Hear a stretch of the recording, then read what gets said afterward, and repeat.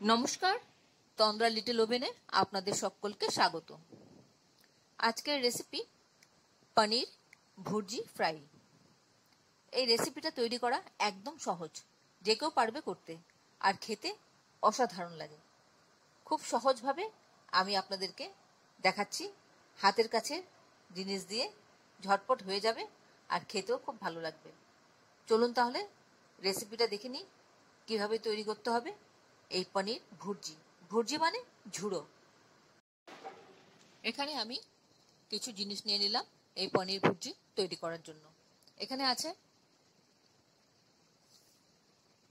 কুচি করা ক্যাপসিকাম, রসুন আছে 3 কোয়া, আর আছে একটা কাঁচা লঙ্কা, আর পনির আছে, আর কড়াইশুঁটি আছে, টমেটো আছে, পেঁয়াজ আছে।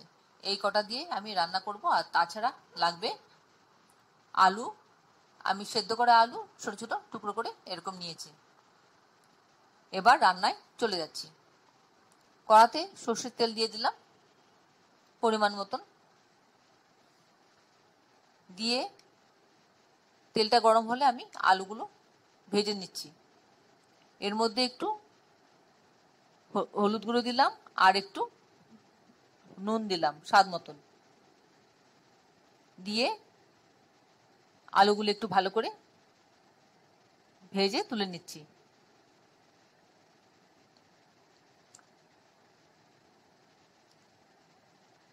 আলুগুলো একটু লাল লাল করে ভেজে তুলে নেব। আপনারা কে কোথা থেকে, কোন শহর থেকে আমার এই রেসিপিটা দেখছেন, প্লিজ একটু কমেন্ট বক্সে কমেন্ট করবেন, আমার তাহলে খুব ভালো লাগবে। আর নতুন কোনো বন্ধু প্রথমবার আমার চ্যানেলটাকে দেখে থাকলে আপনাকে একটা বিগ হাগ জানাচ্ছি। চ্যানেলটাকে সাবস্ক্রাইব করে নেওয়ার জন্য অনুরোধ রইল। পাশে বেল আইকনটা অ্যাক্টিভেট করে নেবেন, যাতে পরবর্তী আমার সমস্ত রেসিপির নোটিফিকেশন সবার আগে আপনার কাছে এসে পৌঁছয়। আলুগুলি আমার ভাজা হয়ে গেল, তুলে নিচ্ছি। আর আপনি যদি ফেসবুক থেকে দেখে থাকেন তাহলে ফলো বাটনটা ক্লিক করবেন আর একটা লাইক দেবেন, তাহলে আপনি আমার সাথে জুড়ে যাবেন। আপনি আমার সাথে জুড়ে গেলে আমার সমস্ত রেসিপির নোটিফিকেশন সবার আগে আপনার কাছে এসে পৌঁছে যাবে। এবার আলুগুলো তুলে নিয়েছি, আবার ওই তেলেই আমি বাদবাকি রান্নাটা করে নিচ্ছি। পেঁয়াজ কুচিটা দিয়ে দিলাম। পেঁয়াজ কুচিটা দিয়ে একটু সময় নাড়াচাড়া করব, যাতে কাঁচা গন্ধটা চলে যায়।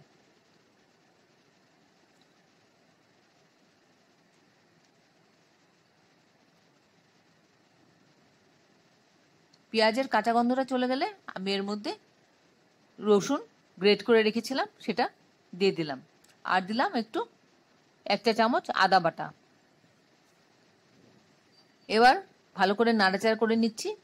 রসুনের কাঁচা গন্ধটা যাবে, আদার কাঁচা গন্ধটা চলে যাবে। তারপর আমি এর মধ্যে দিয়ে দিলাম ক্যাপসিকাম আর দিলাম কড়াইশুঁটি। এবার সবটা একসাথে একটু ভাজা ভাজা করে নিচ্ছি।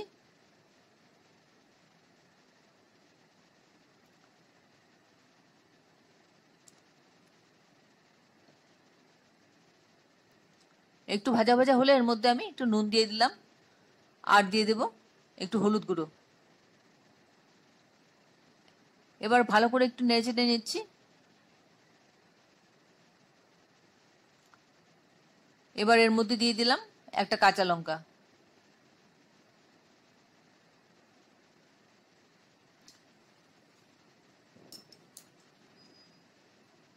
খানিকক্ষণ এভাবে নেড়ে চেড়ে নিতে হবে। তারপর টমেটোটা দিয়ে দিলাম। টমেটোটা দিয়ে একটু নাড়াচাড়া করে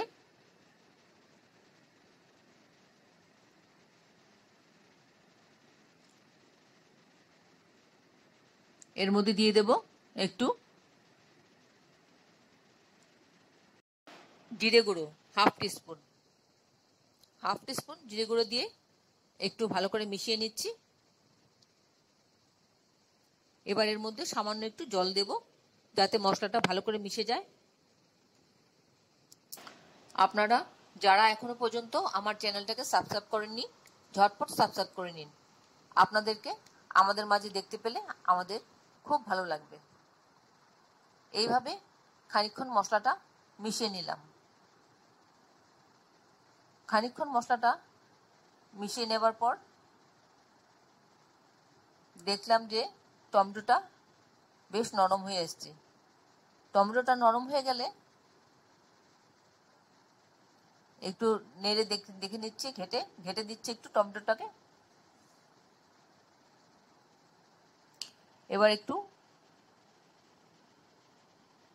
চিনি দিয়ে দিলাম স্বাদ অনুযায়ী।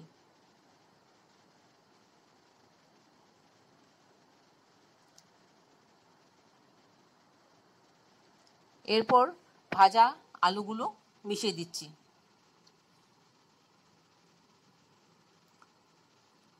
ভাজা আলুগুলি মিশিয়ে দিয়ে ভালো করে মিশিয়ে নেব এর সাথে, মশলার সাথে।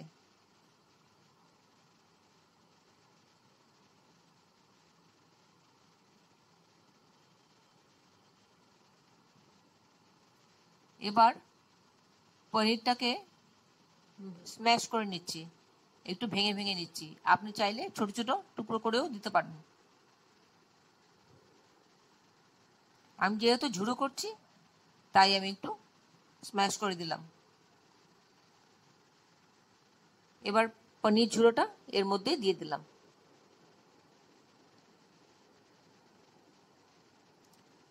পনির ঝুড়োটা এর মধ্যে দিয়ে ভালো করে মিশিয়ে নেব, যাতে মশলাটা সবটার মধ্যে মিশে যায়। আর যদি কোনো বড় ডেলা থেকে যায় সেগুলোকেও ধীরে ধীরে ভেঙে ছোট করে দেব। আশা করি আপনাদের আমার এই রেসিপিটা ভালো লাগছে। এই রেসিপিটা দিয়ে আপনি রুটি, লুচি, পরোটা, নান, রুটি সবই ভালো লাগে খেতে। ভাত দিয়েও খুব ভালো লাগে খেতে।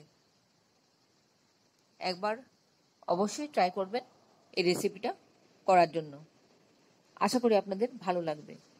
যদি ভালো লাগে খেয়ে তাহলে কমেন্টসে জানাতে ভুলবেন না। আর সবশেষে একটু গরম মশলা দিয়ে দিলাম। রেসিপিটা যদি ভালো লেগে থাকে তাহলে একটা লাইক দেবেন আর বন্ধুদের সাথে অনেক অনেক শেয়ার করবেন, যাতে অন্যরাও এভাবে তৈরি করে খেতে পারে। আপনাদের যদি কোনো প্রশ্ন থাকে আমার এই রেসিপি সম্পর্কে অবশ্যই কমেন্টসে জানিয়ে দেবেন। আমি আপনাদের প্রশ্নের উত্তর দিয়ে দেব। এতক্ষণ ধৈর্য ধরে আমার এই রেসিপিটা দেখার জন্য আপনাদেরকে অসংখ্য অসংখ্য ধন্যবাদ। আপনারা সকলে ভালো থাকবেন, সুস্থ থাকবেন, ঈশ্বরের কাছে কামনা করি। আর নতুন নতুন রেসিপি দেখতে আমার চ্যানেলটাকে সাবস্ক্রাইব করে নেবেন। পাশে বেল আইকনটা অ্যাক্টিভেট করে নেবেন, যাতে পরবর্তী আমার সমস্ত রেসিপির নোটিফিকেশন সবার আগে আপনার কাছে এসে পৌঁছয়। আমি 1 মিনিট স্ট্যান্ডিং টাইম দিয়ে প্লেটিং করে নিলাম। খুব সুন্দর গন্ধ বেরোচ্ছে আর খেতেও খুব অসাধারণ হবে। আপনি চাইলে অফিসের টিফিন বক্সে বা বাচ্চাদের লঙ্কাটা বাদ দিয়ে, ঝালটা বাদ দিয়ে দিতে পারেন। ওরাও খুব খুশি হবে এই রেসিপিটা পেয়ে। তাহলে ভিডিওটা আজকে এখানে শেষ করছি। আবার দেখা হবে আপনাদের সাথে পরবর্তী অন্য কোনো এক রেসিপিতে। ভালো থাকবেন সবাই, নিজের খেয়াল রাখবেন, পরিবারের খেয়াল রাখবেন। আসি বন্ধু, নমস্কার।